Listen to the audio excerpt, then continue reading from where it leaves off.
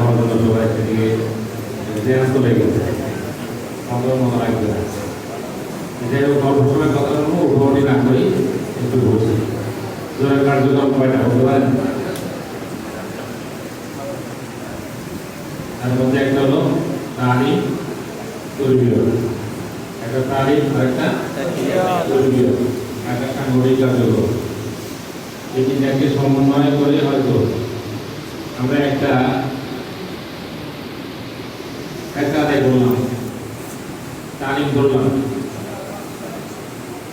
তালিমে আংশিক আছে তালিম করলাম, তরবিয়ত করলাম না, তরবিয়ত পুরোপুরি না, দৌড় শেষে দিয়ে আসলাম, তরবিয়তে তৈরি করলাম, তালিম পেলাম না, দৌড় কি পুরোপুরি হলো না।